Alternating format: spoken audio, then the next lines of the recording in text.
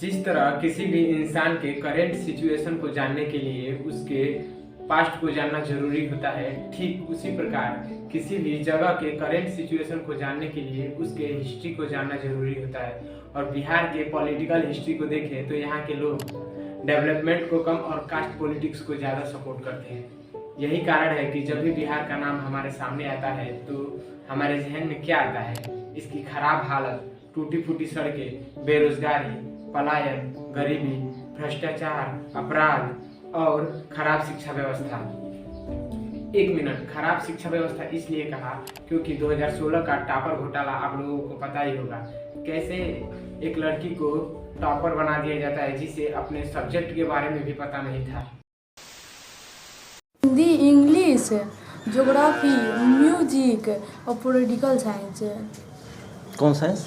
Political science. Political science वो क्या होता है? पॉलिटिकल साइंस वो क्या होता है? वो क्या होता है? पॉलिटिकल साइंस या नया सब्जेक्ट हम सुन रहे, क्या चीज़ है? खाना बनाने के बारे में। पॉलिटिकल साइंस में खाना बनाने में बताया जाता है। तो होम साइंस क्या होता है?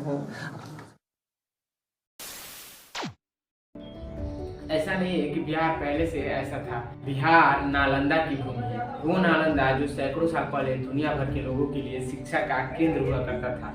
वो नालंदा जिसके लाइब्रेरी में उस समय लाखों किताबें हुआ करती थी। वो नालंदा जिसे बख्तियार खिलजी नाम का एक दुष्ट तुर्की शासक ने जलाकर खाक कर दिया। उस समय नालंदा यूनिवर्सिटी 3 महीने तक आग से धधकती रही। किसी के द्वेष भावना के कारण ये यूनिवर्सिटी बर्बाद हो गई। इस समय नालंदा यूनिवर्सिटी का सिर्फ खंडहर ही बचा हुआ है। बिहार का इतिहास बड़ा ही वैभवशाली रहा है, लेकिन इसका पिछड़ापन इसके वैभवशाली इतिहास पर सवाल खड़ा करता है। सबसे पहले आपको बिहार के इतिहास में लेकर चलते हैं।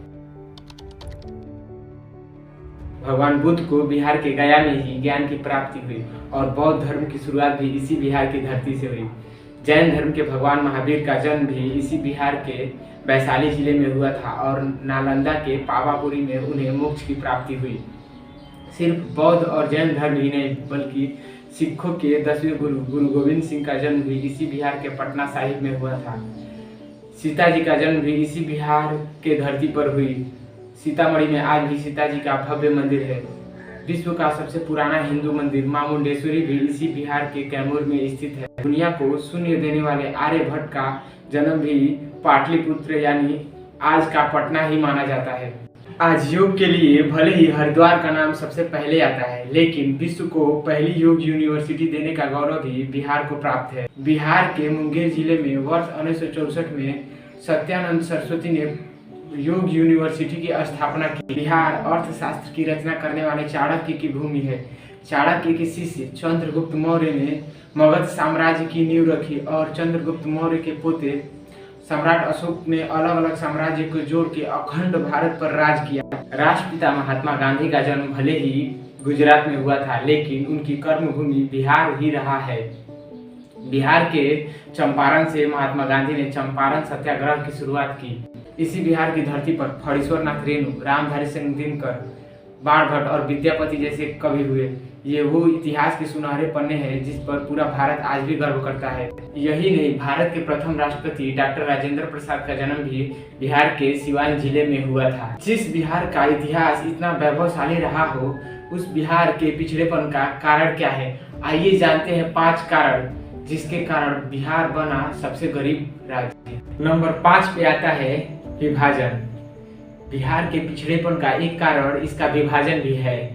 सन 1912 में बंगाल से अलग होकर बिहार राज्य अस्तित्व में आया।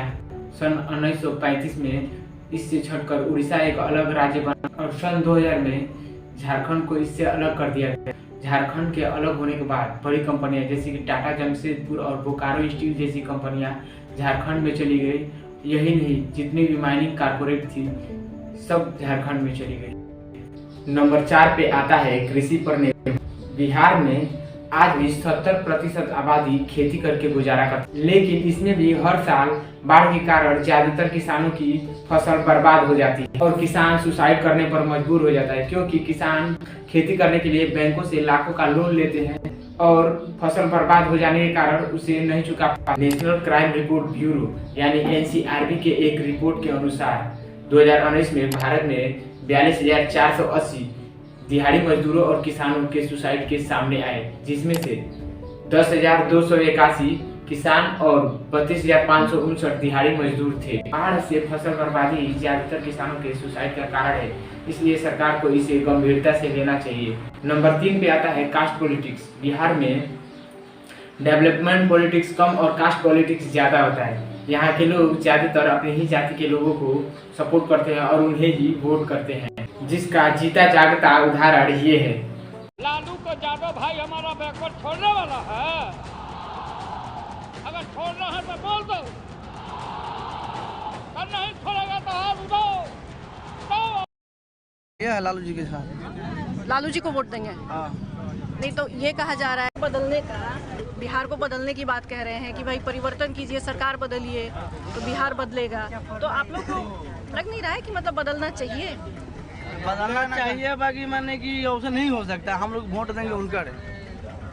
मतलब क्यों, जाति के चलते देंगे कि नेता जाति के चलते देंगे? यही मानसिकता बिहार के पिछड़ेपन का सबसे बड़ा कारण है। जब तक ये मानसिकता नहीं बदली जाएगी तब तक बिहार को डेवलप नहीं किया जा सकता है। नंबर 2 पे आता है पॉपुलेशन ग्रोथ। उत्तर प्रदेश की जनसंख्या भले ही नंबर 1 पे है और बिहार 3 नंबर पे, लेकिन 2011 की जनगणना के हिसाब से इन 5 राज्यों में बिहार की पॉपुलेशन ग्रोथ रेट सबसे ज्यादा है। बिहार में जनसंख्या तो बढ़ रही है, लेकिन उससे ज्यादा बेरोजगारी और पलायन बढ़ रहा है। चलिए आप लोगों को कुछ लोगों से मिलाते हैं। शादी तो करनी चाहिए। बच्चे कितने होने चाहिए? बच्चे होने चाहिए 7-8। 7-8 बच्चे होने? नहीं, गलत है। गलत है। कितने होने चाहिए? कम से कम 5-6। शादी हो गई है मेरी?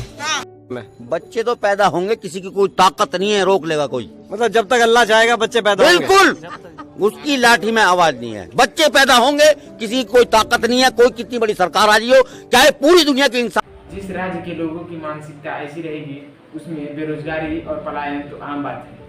नंबर 1 पर आता है बाढ़ और सूखा।